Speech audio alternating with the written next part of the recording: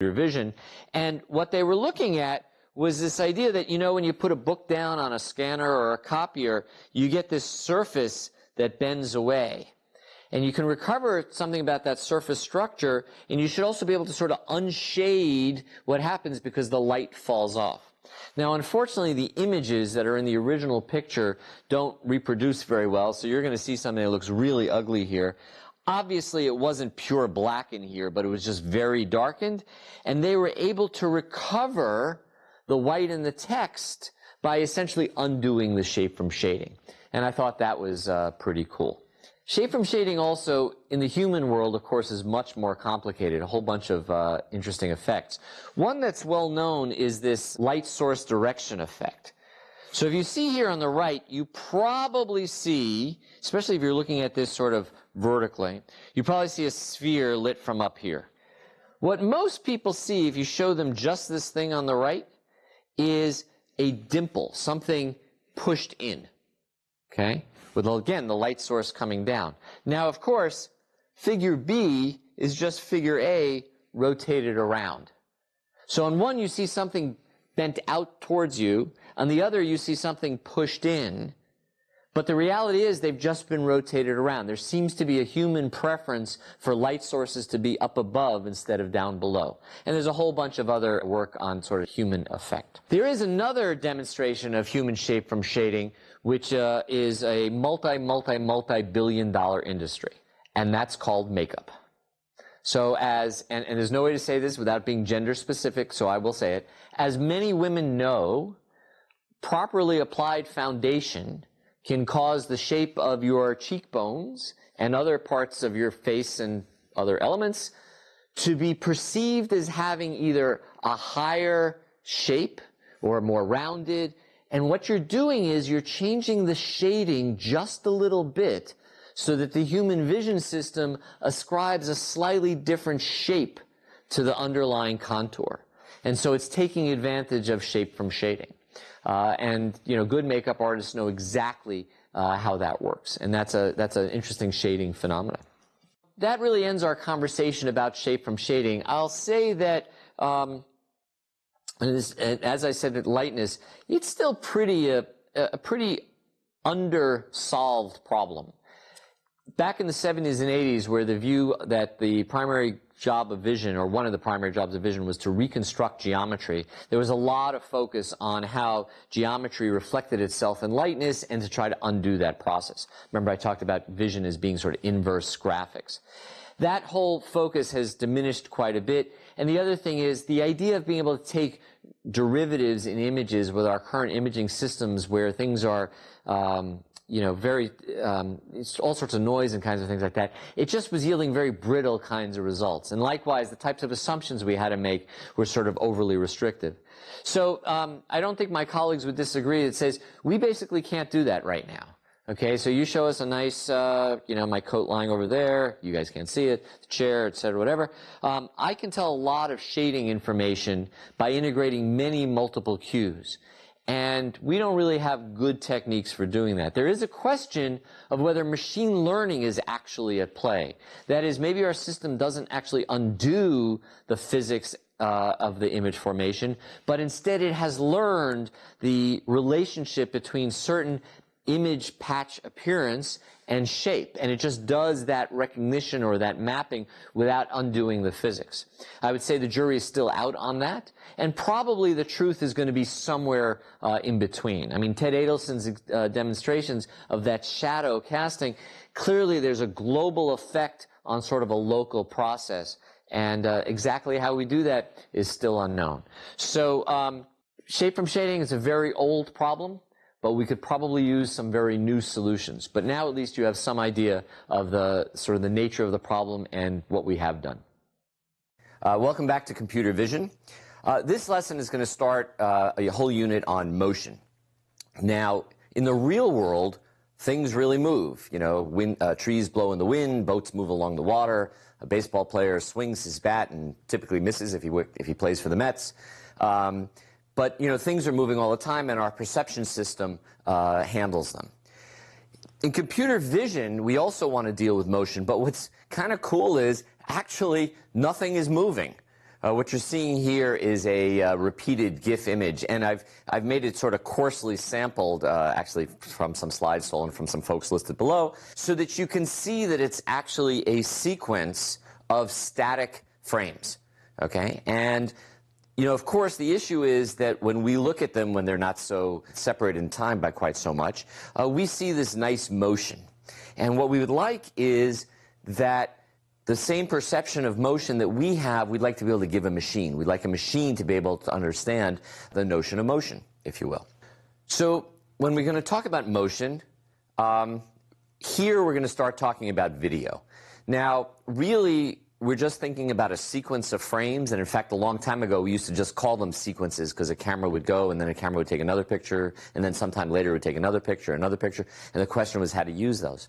These days, of course, much more ubiquitous is a notion of video where a sequence is captured over time, usually relatively quickly, so things can't change a whole lot from one sequence sample to the next, and usually taken at regular intervals, whether it's every 30 hertz, 60 hertz, 24 hertz. The idea is that it's at regular intervals. Now, our image is no longer a function of just space, x and y, but our image is a function of space, x, y, and time, t. So our signal is I of x, y, and t.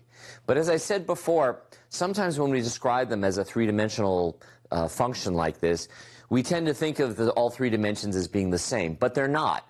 Space is quite different than time. So if I were wearing a nice checkered shirt instead of this gorgeous green, as I moved in space, you would see pixels changing very quickly in terms of their intensity or their color. But if I were to change the pixels that quickly in time, you would essentially see a mess. You would see all this flickering and things changing very rapidly. So in general, even though we think of these as a three-dimensional function, remember that time and space are different in terms of their statistics.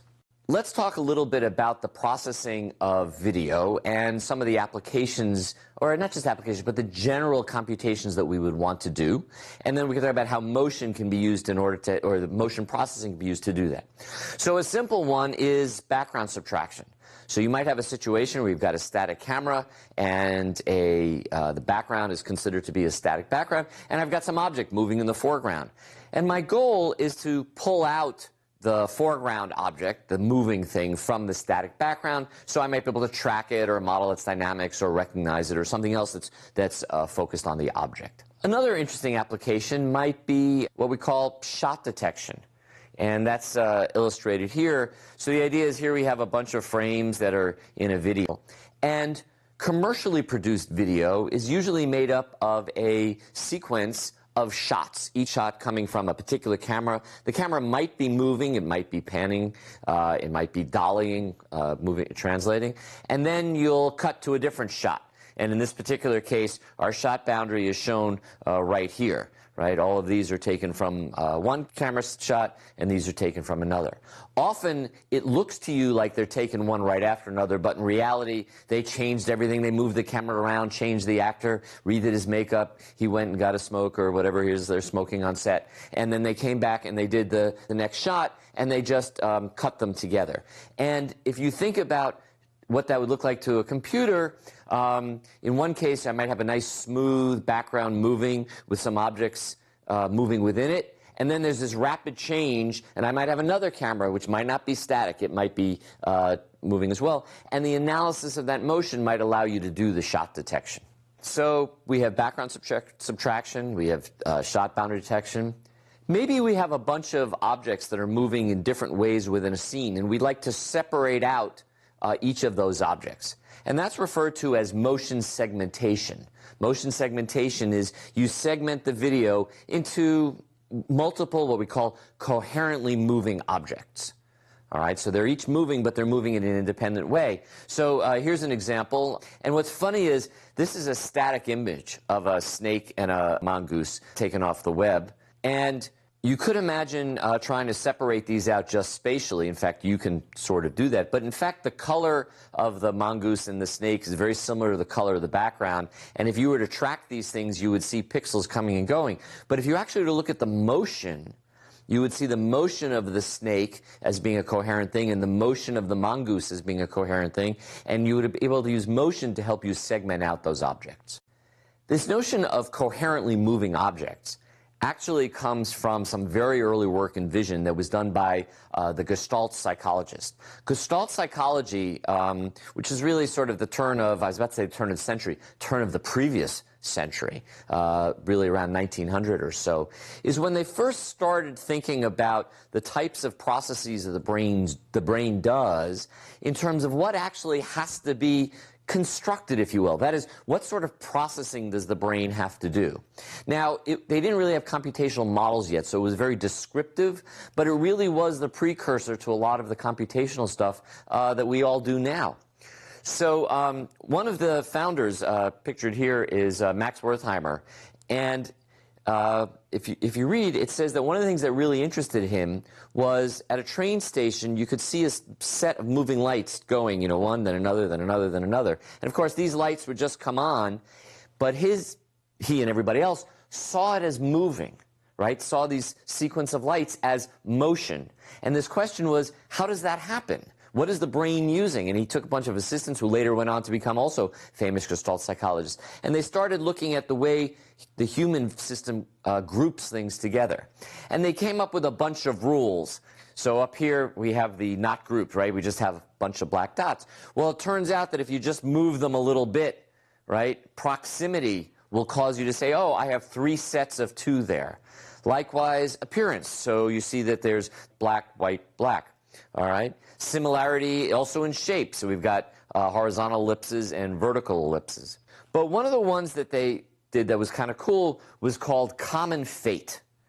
And you can see what common fate here means is that they're moving the same way. And then this got studied tremendously by all sorts of people doing work in psychophysics in trying to understand how far could a point move between 2 frames for you to see it moving. And then it turned out that there were actually different things. If you do it a very small amount, you actually see the point moving, right? You actually think that it went through all those little stages. And then if I put the point further away, it would be off and then on, you would get a sense of motion, but you didn't think you actually saw the point move. You would think it disappeared here and reappeared there. So you had this idea that something moved, but you didn't actually see the things moving. That was called a long-range process. I think these were done by Oliver Bobick, who was a famous psychophysicist. And so anyway, so this is this idea of how does the brain process such motion. Sometimes common fate is the only cue you have. So for example, I'm showing you a random dot image. You probably don't see very much there. What do you see? You see random dots. Good. All right, take it away. Yawn. Well, don't yawn, you'll go to sleep. All right, put up another one. There it is. Is that the same random dot image? You have no idea. Okay? But let me go to the next one. This is a GIF I made myself. I'm very happy. Now you're seeing 2 random dot images sequenced one right after the other. So what you're probably seeing is a square moving back and forth, right and left. All right? You probably see a pretty sharp boundary of that square. You actually think there's like an edge there. Well, let me stop it. No edge. Okay? That edge was manufactured in your head based upon the motion field. Okay? And our goal is to understand this computation of motion that would allow a system to say there's a boundary here based upon different motion. Something else that was observed about moving lights. So I'm showing you this picture and you probably don't see very much, so you probably don't know what this is. To me, it's obviously a horse jumping over a fence, except when I put it in motion, oh, it's Megan strolling along. She has such a nice stroll. No, it's not. It's just some set of random dots from some other exhibit. Notice that that center point is fixed. It's not moving at all. And in fact, if I erase that and you look at that and you just stare at that point, the whole thing looks kind of weird. But then if you just stop looking at that point and just look at the whole thing, you see somebody moving. Except now I can't get that weird center point out of my head. All right? But the idea is that with this very impoverished stimulus, you're able to perceive not just motion. Remember, nothing is moving here. Right? There are no points moving on the screen. Point, point, point. You see them moving. Not only do you see points moving, you see a person moving. All there are static pictures of points. That's all that's there. The rest of what's going on is being manufactured in